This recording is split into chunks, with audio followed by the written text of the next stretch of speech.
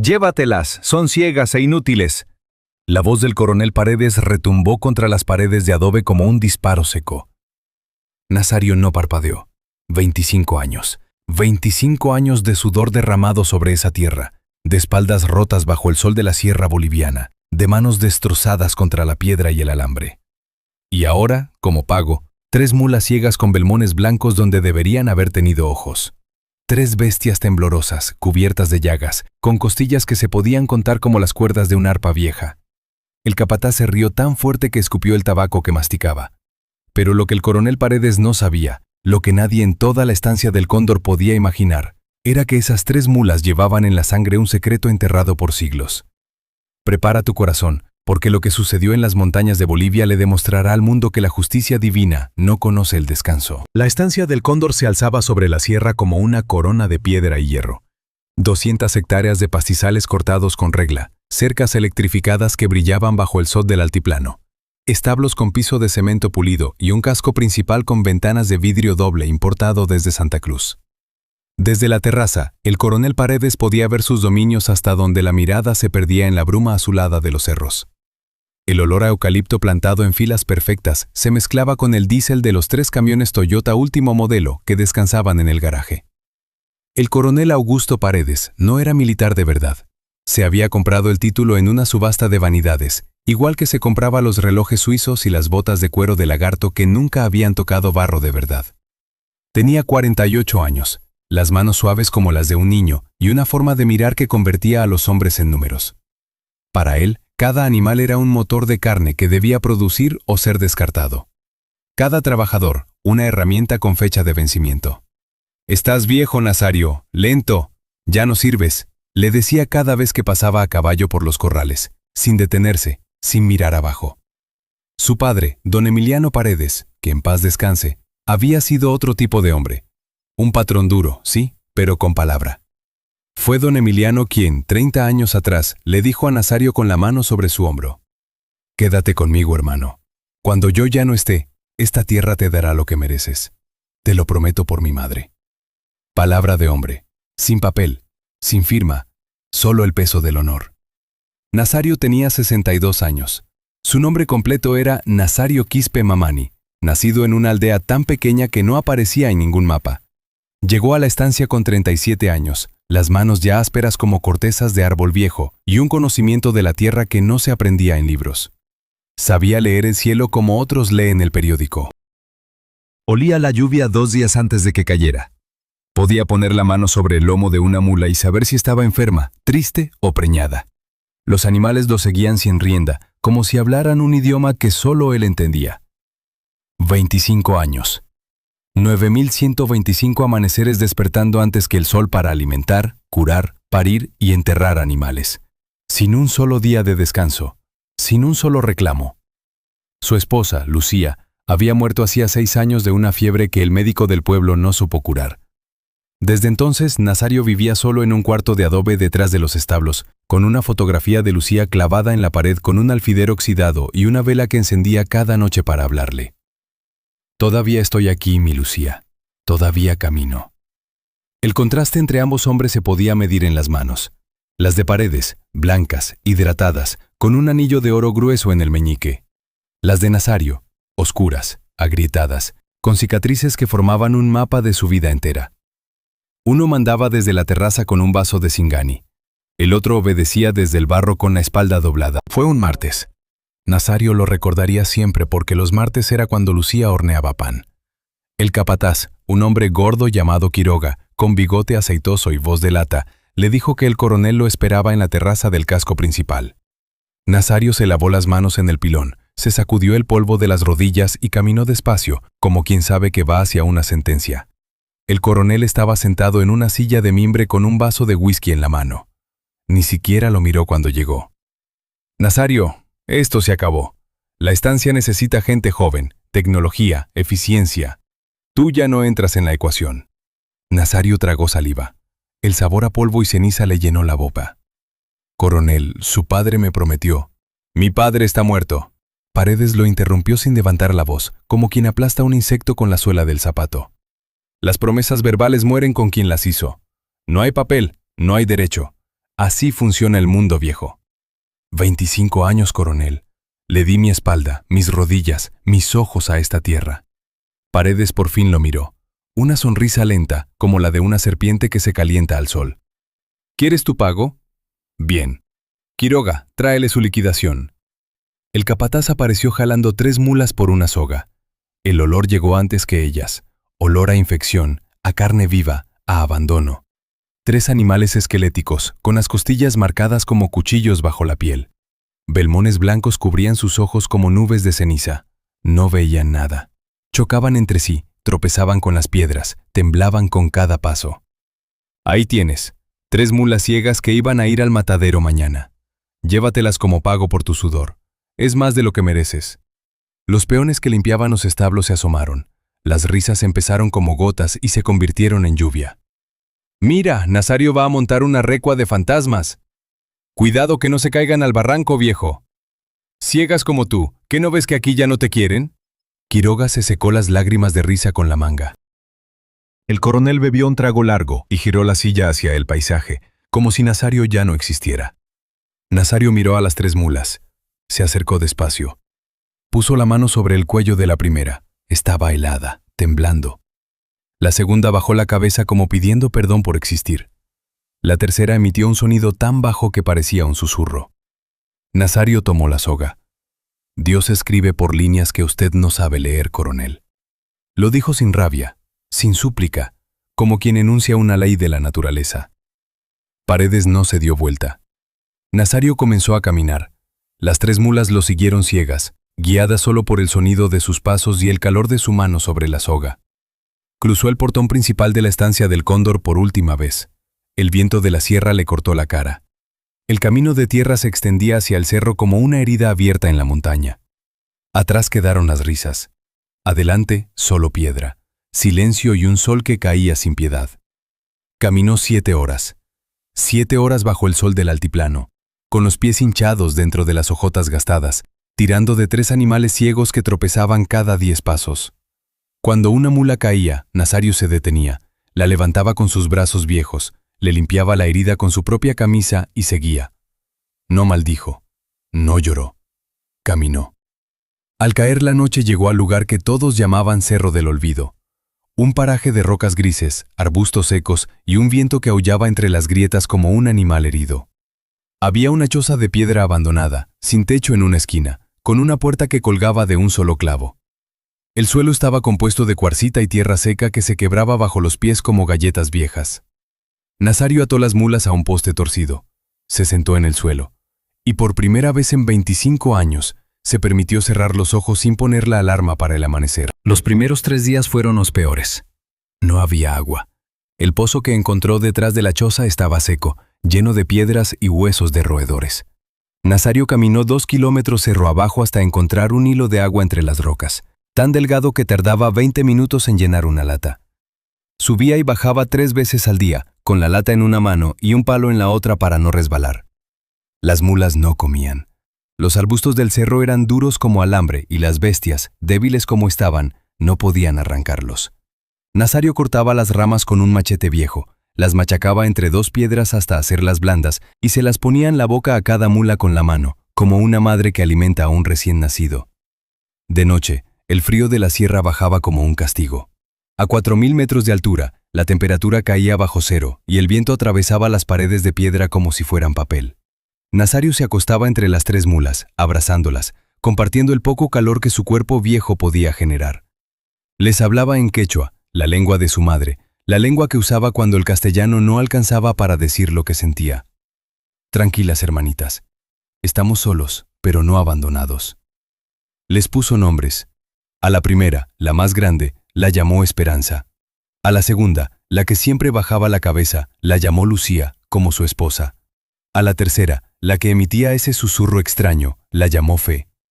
Las llagas de sus domos supuraban un líquido amarillento que olía a metal oxidado.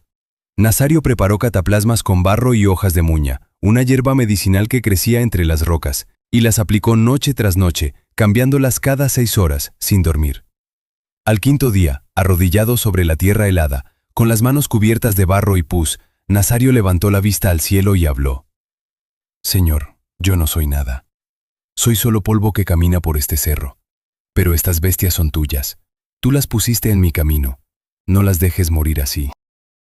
Si hay algo que yo deba hacer, dame la señal. Si no, recógenos a los 4 juntos. El viento aulló. Las estrellas no contestaron. Mientras tanto, en la estancia del Cóndor, el coronel Paredes brindaba con inversionistas de Sucre. Había firmado un contrato millonario para abrir una mina de plata en la ladera norte del cerro. En 6 meses seré el hombre más rico de Potosí, decía mientras el cristal de su copa reflejaba las luces del comedor. Los inversionistas aplaudieron. Quiroga sirvió más whisky. Nadie preguntó por Nazario. Nadie mencionó su nombre. Como si 25 años pudieran borrarse con un brindis. Pasaron 2 semanas. Las mulas empezaron a comer solas. Las llagas se cerraron lentamente bajo las cataplasmas de Muña. Esperanza levantó la cabeza por primera vez. Lucía dejó de temblar. Fe comenzó a caminar sin tropezar, como si sus patas hubieran aprendido a leer el suelo. Pero algo extraño estaba sucediendo. Fue al amanecer del día 18. Nazario se despertó con un sonido que no había escuchado antes. Un golpeteo rítmico, sordo, como un tambor enterrado. Salió de la choza y vio a las 3 mulas paradas en la misma esquina del terreno, las 3 juntas, golpeando la tierra con los cascos delanteros. No se movían de ahí. Golpeaban, golpeaban, golpeaban. ¿Qué hacen, hermanitas? ¿Qué buscan? Se acercó. El suelo bajo sus cascos estaba caliente. No era posible. A esa altura, a esa hora, la tierra debería estar congelada. Pero estaba caliente, casi tibia, como si algo pulsara debajo. Nazario tomó el machete viejo y empezó a cavar. Primero encontró cuarcita blanca. Después, una capa de arcilla rojiza que olía a hierro.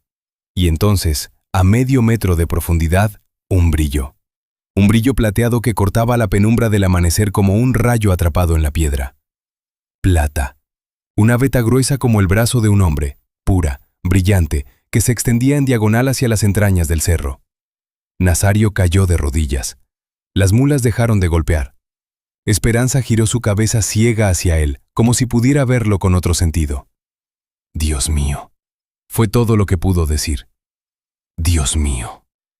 En los días siguientes, las mulas repitieron el comportamiento en otros 3 puntos del terreno. Cada vez que sus cascos golpeaban con ese ritmo de tambor, Nazario cavaba. Y cada vez encontraba plata. 4 vetas. 4 venas de metal puro que convergían bajo el cerro del olvido como los dedos de una mano gigante apuntando al cielo. La noticia viajó como el viento de la sierra. Un arriero que pasaba por el camino vio los trozos de mineral apilados junto a la choza y lo contó en el mercado de Yayagua. De ahí saltó a Potosí. De Potosí, a los oídos de un hombre que llevaba 20 años buscando algo que el mundo creía perdido. El doctor Ignacio Sotomayor era geólogo de la Universidad Mayor de San Andrés y el mayor experto en historia minera precolombina de Bolivia. Llegó al Cerro del Olvido en una camioneta polvorienta, con 2 maletas llenas de instrumentos y los ojos de un hombre que ha buscado algo toda su vida. Cuando vio a las mulas, se detuvo. No miró la plata, miró a las mulas. Se acercó despacio, como quien se acerca a una aparición. Les tocó los cascos, anchos, planos, con una dureza mineral que no era normal. Les palpó los belmones de los ojos, y sus manos empezaron a temblar. No puede ser. Se arrodilló en la tierra. No puede ser. ¿Qué pasa, doctor? Nazario lo miraba sin entender. Estas no son mulas comunes, señor Nazario. La voz del geólogo se quebraba como vidrio fino. Estas son mulas de plata. Mulas de plata del Cerro Rico. Sotomayor explicó con la voz entrecortada por la emoción. Durante el Imperio Incaico y después durante la colonia española, existió una casta de mulos criados exclusivamente para trabajar en las minas de plata de Potosí. Generación tras generación, estos animales vivieron bajo tierra, en la oscuridad total de los socavones. Sus ojos dejaron de funcionar. La evolución los selló con belmones, porque no los necesitaban. A cambio, desarrollaron algo extraordinario. Sus cascos se volvieron sensibles a las vibraciones del subsuelo. Podían sentir las vetas de mineral a través de la roca. Eran detectores vivientes de plata. Se creían extintos desde hace 200 años. Los españoles los mataron cuando cerraron las minas. Pero aquí están. 3. Vivos. Sotomayor se quitó los lentes. Le corrían lágrimas por las mejillas. Solo estos 3 animales, señor Nazario, valen más que toda la estancia del Cóndor. Y la plata que encontraron, esta es la veta madre. La veta que los mineros coloniales buscaron durante 300 años sin encontrar. Nazario miró a Esperanza. La mula ciega levantó la cabeza, como si escuchara algo que nadie más podía oír. No están en venta, doctor. Sotomayor sonrió por primera vez. No vine a comprarlas, vine a proponerle algo. Un acuerdo. Usted, las mulas, la universidad y el gobierno regional.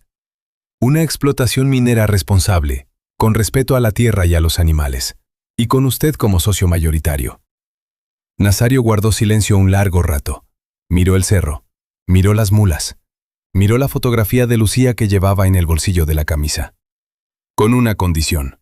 La primera escuela que se construya con la plata de este cerro llevará el nombre de mi esposa. Lucía Quispe. La noticia llegó a la estancia del Cóndor como un terremoto. Quiroga entró corriendo al despacho del coronel con el teléfono en la mano y la cara del color de la ceniza.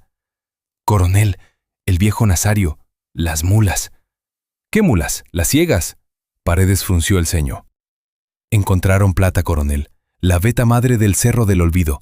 Dicen que vale más que todas las minas de Potosí juntas». El vaso de whisky se estrelló contra el piso. El coronel se levantó de la silla como si el asiento quemara. En 2 horas estaba en su camioneta, subiendo por el camino de piedra hacia el Cerro del Olvido con Quiroga, 2 abogados de Sucre y 4 hombres armados. Cuando llegó, lo que vio lo detuvo en seco. Donde antes había solo roca y abandono, ahora había una operación en marcha. Banderas de la Universidad de San Andrés, carpas de investigación, vehículos del gobierno regional. Y en el centro, de pie junto a las 3 mulas, Nazario. Con la misma ropa vieja, las mismas hojotas gastadas, pero con algo diferente en la mirada. No era triunfo, no era venganza, era paz. El coronel bajó de la camioneta, dio 2 pasos y se detuvo. Las 3 mulas giraron hacia él. Ciegas, sí, pero algo en su postura cambió. Esperanza dio un paso al frente. Lucía golpeó el suelo con el casco. Fe emitió un sonido grave, profundo, que hizo que los hombres armados retrocedieran. Esas mulas nacieron en mi tierra. La voz de Paredes temblaba, pero intentaba sonar firme. Son mías por derecho. Todo esto es un error. Te las presté, no te las regalé. Nazario lo miró con la misma calma con la que se mira llover. Usted me las dio como pago, coronel. Frente a Quiroga, frente a los peones, frente al cielo que todo lo registra. El contrato está firmado por su propia arrogancia. Los abogados revisaron papeles, hicieron llamadas, se miraron entre ellos. No había nada que hacer. El propio Quiroga, bajo juramento, tuvo que confirmar que Paredes había entregado los animales como liquidación. Voluntariamente. Con testigos. Voy a llevar esto a los tribunales. Voy a... Coronel. La voz de Sotomayor lo interrumpió con frialdad profesional. Le recomiendo que se preocupe por sus propios asuntos antes de reclamar los ajenos. Paredes no entendió, pero entendería pronto. 3 semanas después, la mina en la que el coronel había invertido su fortuna entera, la mina en la ladera norte, la que iba a convertirlo en el hombre más rico de Potosí, se derrumbó. Un derrumbe masivo que selló los túneles principales y los inundó con agua subterránea. Millones de bolivianos perdidos en una noche. Los ingenieros que revisaron el desastre descubrieron lo que los geólogos de Sotomayor ya sabían. La ladera norte no tenía nada. Roca muerta. La única veta productiva de todo el cerro, la única, era la que las mulas ciegas de Nazario habían encontrado al otro lado de la montaña. Los inversionistas de Sucre demandaron. Los bancos ejecutaron las hipotecas. La estancia del Cóndor fue embargada y subastada. Los camiones Toyota, los establos de cemento pulido, las cercas electrificadas, los ventanales importados, todo vendido pieza por pieza como la carcasa de un animal muerto. Quiroga desapareció una noche con la caja chica y no se supo más de él. Y el coronel Augusto Paredes, el que nunca tocó barro con sus botas de lagarto, fue visto caminando por el mercado de Yayagua, pidiendo trabajo, con las manos temblorosas y la mirada de un hombre al que el mundo le ha devuelto exactamente lo que sembró. Años después, los viajeros que cruzaban la Sierra Boliviana por el Camino Viejo contaban una historia. Decían que en el Cerro del Olvido, que ahora todos llamaban Cerro de la Plata, vivía un hombre viejo rodeado de mulas ciegas que caminaban libres por la montaña como guardianes de la tierra. Decían que había una escuela con el nombre Lucía Quispe, pintado en letras azules sobre la puerta. Que había un hospital pequeño, un mercado cooperativo y una comunidad de familias que trabajaban la mina con las manos y con la conciencia limpia. Decían que Nazario seguía viviendo en la misma choza de piedra, ahora con techo, con una estufa que funcionaba y con la fotografía de Lucía en un marco de plata auténtica. Que cada amanecer salía a caminar con esperanza, Lucía y fe, ya viejas, ya lentas, pero vivas, y que les hablaba en quechua mientras el sol pintaba la sierra de dorado. Del coronel Paredes nadie hablaba. Era un fantasma que vagaba por los caminos del altiplano, un mendigo que pedía agua en las puertas de las casas que alguna vez le pertenecieron. Sin tierra, sin nombre, sin nadie que lo mirara dos veces. Lo que el hombre desprecia, Dios lo exalta. Así como Nazario, a veces la vida nos entrega solo lo que parece perdido: 3 bestias ciegas, un cerro sin nombre, una choza sin techo. Pero con fe, con dignidad, con las manos abiertas y el corazón dispuesto, el desierto florece. Y lo que parecía un castigo se convierte en el regalo más grande que jamás recibimos. Si esta historia tocó tu corazón, déjame un like. Eso ayuda a que este mensaje llegue a quien hoy está pasando por su propio cerro del olvido, a quien recibió mulas ciegas como pago y no sabe que en sus cascos late el camino hacia la plata. Suscríbete y activa la campanita para no perderte la próxima historia. Aquí contamos las historias que la vida insiste en esconder.